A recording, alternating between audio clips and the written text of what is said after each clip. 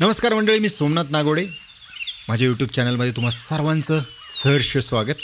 एका वेगळ्याच प्रवासामध्ये सिंधुदुर्गच्या दोडामार्ग तालुक्यामध्ये वानोशी नावाचं एक फॉरेस्ट होमस्टे आहे.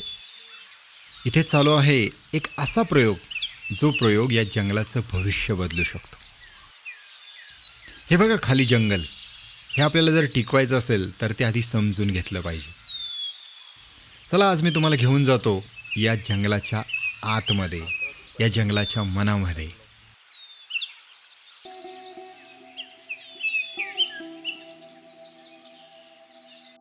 मंडळी, माझं आणि वानोशीचं एक खास नातं आहे. इथे यापूर्वीही मी अनेकदा येऊन गेलो आहे.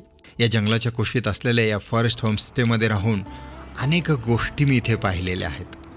ती तिलारी नदी असेल, तिलारी नदी काठचा परिसर असेल, तिथले पक्षी, तिथली झाडं, परम्याची देवराई, कुंबरलची देवराई, इथल्या नाईट सफारीज, इथलं बर्डिंग, झोळंब्याचं सुंदर मंदिर, इथली धरणं, हे सगळं मी पाहिले. तुम्हाला मागच्या एपिसोडमध्ये मी दाखवलं पण आहे.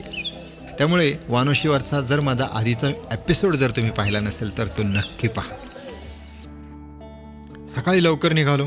पुण्यातून ही यात्रा सुरू झाली. पहाटेच्या गार वाऱ्यामध्ये माझी क्रेटा उधळली ती थेट कोकणच्या दिशेने. पुणे ते वानोशी अंतर अंदाजे 420 किलोमीटरचं. आणि सर्वात सुंदर आणि सुचवलेला मार्ग म्हणजे पुणे, कोल्हापूर, आंबोली घाट, सावंतवाडी आणि कुडाचे गाव, असा हा प्रवास झाला. आहा, काय निसर्ग पाहायला वाटेल.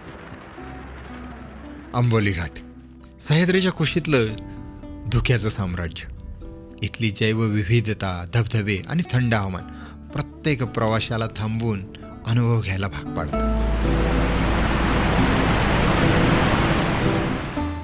पावसाळ्यातलं तर इथलं सौंदर्य अवर्णनीयच असतं, पण वर्षभर हा घाट प्रवासासाठी अप्रतिमच आहे. सर्वप्रथम आम्ही आलो आणि प्रवीणने आम्हाला दिलं ते म्हणजे नव्याने बांधलेलं ट्री हाऊस. जमिनीपासून उंचावर झाडांच्या मध्ये बांधलेलं हे घर, इथून दिसणारं जंगल म्हणजे एक वेगळाच अनुभव होता.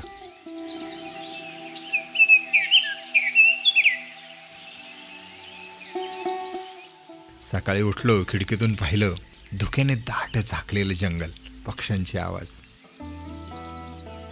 सिंधुदुर्ग जिल्ह्यातल्या कुडाशी गावात जेव्हा आपण पोहोचतो ना, तेव्हा कोकणचं खरंच सौंदर्य अनुभवायला मिळतं. नमस्कार मंडळी. काही ठिकाणं फक्त पाहण्यासाठी नसतात, तर ती ठिकाणं मन शांत करण्यासाठी असतात. काही माणसं निसर्ग वाचवण्यासाठी आयुष्य पानाला लावतात. आम्ही आलोय सिंधुदुर्गातल्या कुडाशे गावच्या वानोशीवाडीमध्ये, जिथे प्रवीणने निसर्गासाठी खूप काहीतरी वेगळं करण्याचा प्रयत्न केला आहे. काय केलं आहे ते नक्की पाहूया या व्हिडिओमध्ये.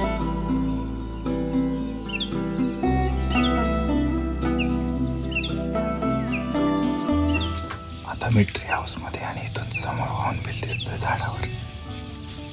ग्रेपाईड हॉर्नबिल.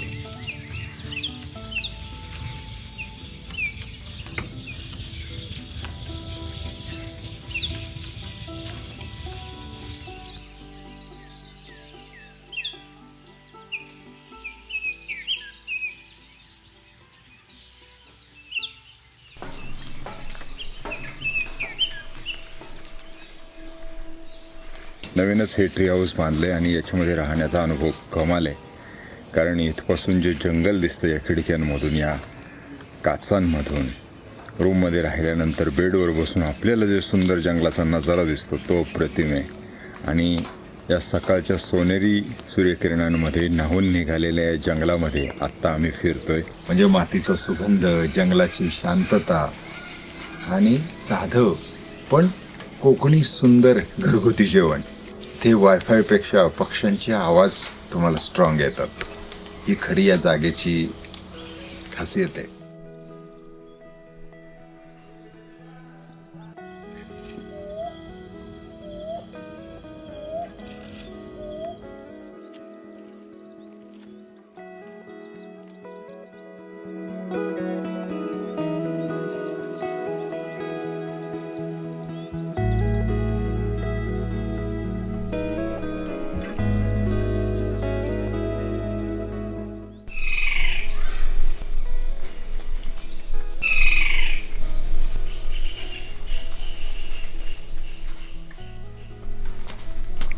ग्रे हॉर्नबिल दिसलाय म्हणून मी जरा बघते कुठे दिसतंय. बघू चला.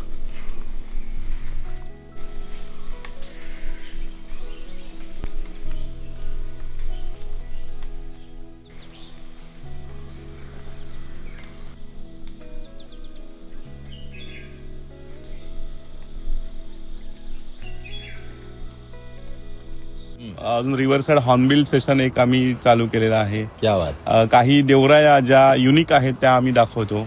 आजूबाजूचं जंगल तर आहेच, पण त्या व्यतिरिक्त काही हॅबिटॅट, वेगवेगळ्या पक्ष्यांचे वेगळे हॅबिटॅट आहेत. आणि येणारी लोक पण वेगवेगळ्या इंटरेस्टनुसार येतात.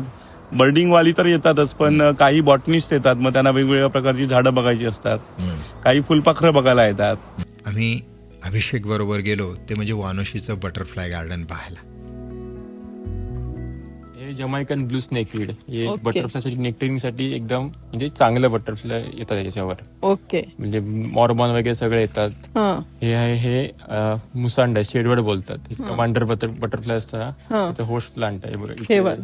हे दिसतंय बघा थोडं, म्हणजे खाऊन गेलाय पण सुरुवात. बटरफ्लाय जेव्हा येतात तेव्हा ते खाऊन जातात म्हणजे झाडांना. अंडी घालतात याच्यावर, अंडी घालतात, नंतर त्याच्यावर कॅटरपिलर होतात, नंतर प्युपा म्हणजे कोश हो. करतात, नंतर ते अडल्ट म्हणजे इमर्ज होतात. म्हणजे प्रत्येक क्लायमेटचा वेगळा. विंटर मध्ये वेगळे स्पीसीस असतात, मान्सूनचे वेगळे स्पीसीस. अच्छा, असं असतं. ओके, म्हणजे ओके. ड्राय सीझन मध्ये वेगळे असतात, मान्सून. पण एखादं समजा मॅक्सिमम सीझन जो आपण म्हणतो पावसानंतर, पावसाळ्यात, हा म्हणजे पावसाळ्यात तुम्ही समजा 1.5 तास जरी असं म्हणजे ओढ्यापासून असं पूर्ण काउंट केलं तर 50च्या वरती तरी स्पीसीस होणार.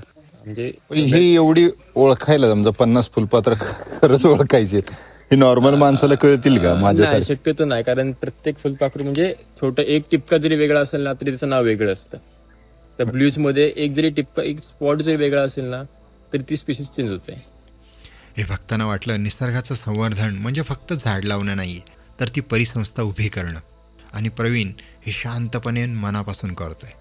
त्यामुळे त्याच्या इथे जाऊन ही बटरफ्लाय गार्डन पाहणं पण खूप एक सुंदर असा एक्सपिरियन्स आहे.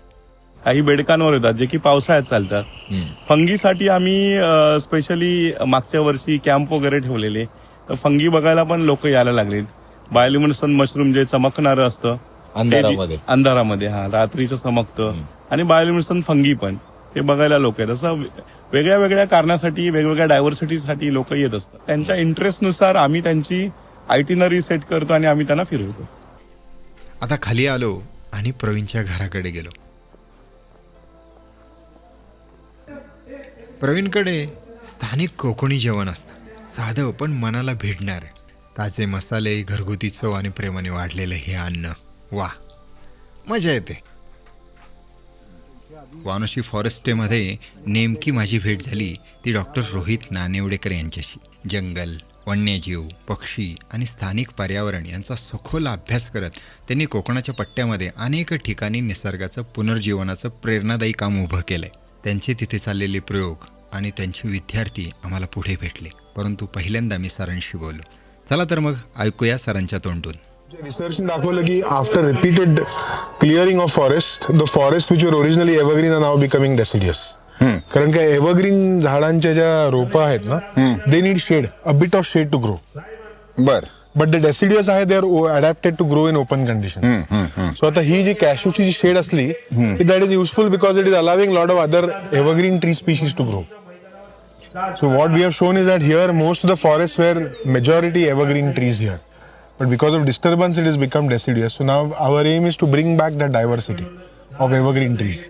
Other Western Ghats मध्ये 650 species are evergreen tree species are there, out of which 60% are endemic to the region. Northern Western Ghats मध्ये 220 species आहेत आपल्याकडे evergreen species. A lot of them are endemic, large proportion of them are endemic to the region. And so therefore, but because of disturbance and all that, we are losing them. They rahat nahi hai. So then we have to bring them back. So these are the efforts that we are trying to do. So आता इथे आपण बघितलं तर आता we have planted lots of species of tree. आता ते Ficus drupaceae आहे, Polystechia, हे पण हॉर्नबिलचं फूड प्लांट आहे. असे आता हे होलीगार्ना आहे. असे मिक्स केले आहे, म्हणजे जंगलात जसं आपल्याला साईडला वेगळे वेगळे जाते तसं ते मिक्स करून आम्ही प्लांट केलेलं आहे. आता हे आल्टोकार्पस आहे. हे आल्टोकार्पस आहे. हे आम्ही लावलं असेल तेव्हा एवढं होतं, तर 1.5 वर्षात इट इज शॉर्ट अप. आता पुढे आम्ही बाकीच्या विद्यार्थ्यांचे प्रयोग पाहायला सुरुवात केली. So here we have set up a pot experiment with 19 different tree species, and most of them are evergreen, and we also have chosen a few deciduous species. And these are all the saplings that are also used for restoration in the wild. And the main idea behind this restoration project is to see if we can bring back the previous evergreen forests, which are currently now deciduous. But restoration efforts always need to be backed up by solid science data set. So what we are doing in this case here, we are evaluating the drought and heat tolerance capabilities of the different species. आता आम्ही गेलो वानोशीच्या इकोफिजिओ लॅबमध्ये. तिथे एक विद्यार्थिनी हातामध्ये लायकॉर नावाचं एक यंत्र घेऊन झाडांच्या पानावरून काहीतरी रिडिंग घेत होती. तिला म्हटलं हे काय करतं. तिने सांगितलं Basically, what I am doing is I am trying to measure stomatal conductance of these plants. Under what conditions do we get stomatal, let's say, conductance maximum or minimum? So then we try to plot a graph Okay. and analyze the results. So we are trying to identify the pattern, and these are drought treatment plants, as in we've stopped watering them for a while now. Okay, And okay. we are trying to see how the stomatal conductance is varying now. म्हणजे पानावरचे रंध्र किती वेळ उघडे आहेत ते हे यंत्र मोजत असतं. म्हणजे आपल्या त्वचेवर जशी रोमछिद्र असतात ना, तशी झाडांच्या पानावरही स्टोमॅटा किंवा रंध्र असतात. या रंध्रांमधून झाड श्वास घेतं, पाण्याची वाफ सोडतं. पण जेव्हा पाणी मिळत नाही तेव्हा हेच झाड या रंध्रांना बंद करतं पाणी वाचवण्यासाठी. आता लायकॉरमधून वेगळ्या परिस्थितीत हे रंध्र किती वेळा उघडतात, किती वेळा बंद होतात हे मोजलं जातं. त्यामुळे काय होतं, झाडांची स्ट्रॅटेजी कळते आणि ते शोधण्यासाठी हा प्रयोग सुरू होता. म्हणजे कधी लाईट पडते, कधी अंधार पडतो, कधी वातावरण बदलतं, त्याप्रमाणे झाड कसं वागतं हे शोधत होती ती. आईला असं वाटलं काय जबरदस्त आहे ना. नमस्कार, मेरा नाम मोहब्बत सिंह है. मैं IIT बॉम्बे में फर्स्ट ईयर PhD स्टूडेंट हूँ, सेंटर फॉर क्लाइमेट स्टडीज़ में. अभी हम वनोसी इको फिजियोलॉजी लैब में बायोमास एलोकेशन पैटर्न्स देखने के लिए एक्सपेरिमेंट कर रहे हैं. आता त्यांचा एक वेगळाच प्रयोग सुरू होता. झाडांची मुळं जमिनीपासून काढून त्यांचं बायोमास अलोकेशन त्यांना पाहायचं होतं. आता बायोमास म्हणजे काय, तर झाड आपली ऊर्जा नक्की कुठे खर्च करतं, म्हणजे मुळांमध्ये, खोडामध्ये की पानामध्ये. दुष्काळाच्या वेळी झाड आपली सगळी शक्ती मुळाकडे वळवतं, खोलवर पाणी शोधायला. या प्रयोगातून हे सिद्ध करणं मोहब्बत सिंगचं ध्येय होतं. त्यामुळे वेगवेगळ्या झाडांची मुळं, मग लहान मुळं किंवा मोठी मुळं काढून ती एका पिशव्यांमध्ये भरून त्यांचं वजन केलं जात होतं, त्यांच्यावर टॅगिंग केलं जात होतं. असं खूप काही काम मोहब्बत सिंग करत होते. तो इसमें हम क्या करेंगे, फाइन रूट्स और कोर्स रूट को अलग करके इसका हम फ्रैक्शन निकालेंगे, मतलब रेशियो निकालेंगे कि कौन सी स्पीसीज़ में फाइन रूट में ज़्यादा कार्बन एलोकेशन है, किस में कोर्स रूट में ज़्यादा एलोकेशन है. अलग अलग परिस्थितियों में पौधे को डिसीजन लेना पड़ता है कि वो पत्तियों में ज़्यादा कार्बन एलोकेशन करेगा ताकि प्रकाश और कार्बन डाइऑक्साइड उसको ज़्यादा मिल सके. कई जगह कई स्थानों में उसको स्टेम में ज़्यादा कार्बन एलोकेशन करना पड़ेगा ताकि जो उसकी हाइट बढ़ सके और दूसरे जो आसपास के प्लांट है उनसे ज़्यादा हाइट हो सके और वो प्रकाश ले सके ऊपर जाके. इससे अगर वो हाइट नहीं बढ़ाएगा तो कंपटीशन ज़्यादा रहेगा आसपास. और फिर आती है रूट्स. अब हमारे जो वेस्टर्न घाट है इसमें बहुत डेंस फॉरेस्ट होते हैं, तो सॉइल के अंदर पानी और न्यूट्रिएंट के लिए बहुत कंपटीशन होता है. तो कुछ प्लांट्स में ये कार्बन एलोकेशन रूट्स में ज़्यादा देखा गया है. तो वो भी एक स्ट्रेटजी है ताकि प्लांट अपनी वृद्धि या ग्रोथ को ऑप्टिमली बढ़ा सके. पण तिथल्या गच्चीवर काहीतरी वेगळं सुरू होतं. या गच्चीवर एक तरुण विद्यार्थिनी संशोधक तंबू ठोकून राहत होती. आजूबाजूला तब्बल 18-19 झाडांच्या प्रजातींना तिने उपटून खाली ठेवलेलं आणि त्याच्यावरती वेगवेगळ्या प्रकारचे कॅमेरेज लावलेले. त्याच्या सगळ्या वायर्स एका डेटा लॉगरला आणि तो लॅपटॉपला जोडलेला होता. मी म्हटलं हे काय चाललंय. ती म्हटली आम्ही या झाडांना पाणी देणं बंद केलं आहे आणि बघतोय की कितीही तग धरतात. फक्त एवढंच नाही, या कॅमेऱ्यातून आम्ही झायलमचे टाईमलॅप्स घेतोय. आता तुम्हाला प्रश्न पडला असेल हे झायलम काय प्रकार आहे. झायलम म्हणजे झाडांच्या मुळापासून पाणीवरती पानांपर्यंत नेणारी एक नळी. जेव्हा पाण्याची कमतरता होते ना तेव्हा झायलममध्ये हवेचे बुडबुडे तयार होतात, बबल्स. आणि या टाईमलॅप्समधून हे शास्त्रज्ञ हे सगळं शोधत होते. दुष्काळात कोणती झाडं किती काळ टिकू शकतात याच्यावर शोध चालू होता. इसका यूज फिलहाल के लिए ये है क्योंकि हम कंजर्वेशन के लिए स्पीशीज स्ट्रेटजीज ढूंढ रहे हैं। तो बेसिकली एक सुलझी हुई स्ट्रेटजी ये होती है कि जो अलग अलग सेम टाइप के प्लांट्स इकट्ठे नहीं लगाते क्योंकि उनका resource use capacity same Correct, होता है, correct. तो कंपटीशन बढ़ता है। तो उस हिसाब से ट्राई किया जाता है कि किसका कितना निश एरिया है, उस हिसाब से सेटल करने के लिए। तो इस टाइप का प्रिलिमिनरी डेटा हम इससे, जैसे किसका जाइलम कितना स्ट्रांग है उस हिसाब से, फिर लोग इसका वेसल लेंथ भी नापते हैं दूसरे एक्सपेरिमेंट्स में, क्योंकि हम टीम है एंटायरली, तो अलग अलग लोग अलग अलग। फिर कुछ एक्सपेरिमेंट्स है जिसमें इसका थर्मो टॉलरेंस का कैपेसिटी भी नाप रहे हैं वो लोग। तो क्योंकि ये रिस्टोरेशन के लिए मेन स्पीशीज है जो अभी, और ये एंडेमिक टू वेस्टर्न घाट्स भी है इधर के लिए, तो इन स्पीशीज पे इतनी स्टडी फिलहाल हुई नहीं है। मतलब इकोफिजियोलॉजिकल, मतलब इंडिया में थोड़ा सा अभी काइंड ऑफ कह सकते हो कि न्यू ही ये हो रहा है और धीरे धीरे लोग ये बढ़ रहे हैं। अभी आप कहाँ से और यहाँ कैसे आई? मैं नेटिव तो उड़ीसा से हूँ, फिर पीएचडी मेरा आईआईटी बॉम्बे में है, centre for climate studies say. Okay. तो डॉक्टर जयदीप जोशी के साथ। Okay. तो सर हमारे इंटरेस्टेड है प्लांट्स में काफी ज्यादा, और हमारा लैब प्लांट इकोफिजियोलॉजी के साथ डील करता है। तो मैं फर्स्ट सेमेस्टर स्टूडेंट ही हूँ, तो वी ऑल वेर फ्लेक्सिबल कि कौन से टॉपिक के साथ भी या प्रोसेस के साथ भी हम काम कर सके। मैंने पर्टिकुलरली हाइड्रोलिक्स चुना टू वर्क विथ, इसलिए मैं अभी देख रही xylem conductance K parameter.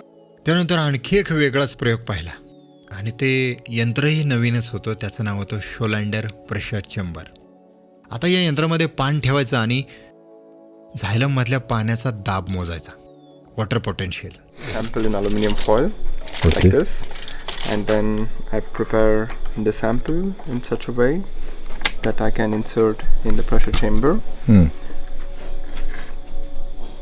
like this, and then here at the cut surface is where the xylem exists. I mean, basically that's the xylem column, and I insert inside a pressure chamber, and here is the place where we apply pressure. Okay. And that's the compressed pressure is applied on top of the sample, and when the pressure that I apply through this external source equals to the pressure the plant that it is currently experiencing, then we see the water at this cut surface here.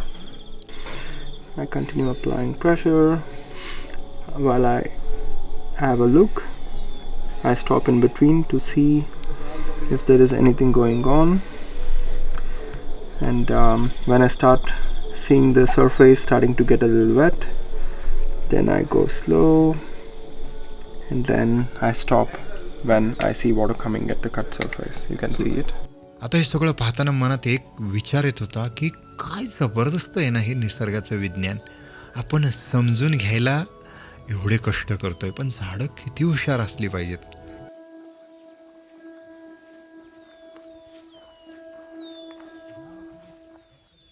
दुसऱ्या सकाळी आम्ही जंगलात गेलो बरं का.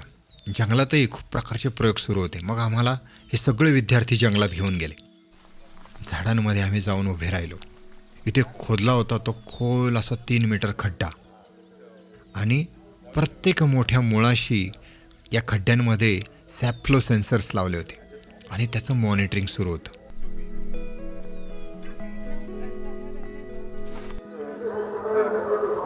Sensor.